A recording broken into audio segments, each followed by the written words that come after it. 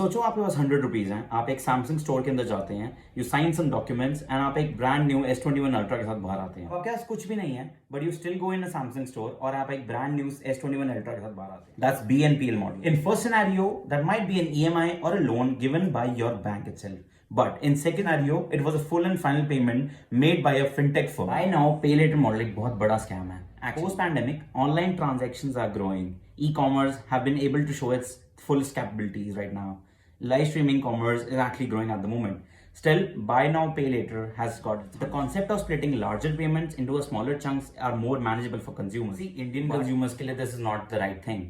It can really go buy now, cry later. Whenever a full and final payment is made on your behalf through an NBFC unit or a fintech firm, they're not disclosing any hidden charges. 14 to 24% of inclined charges are already engaged with that transaction. Don't make this buy now, cry later kind of. How to stop this?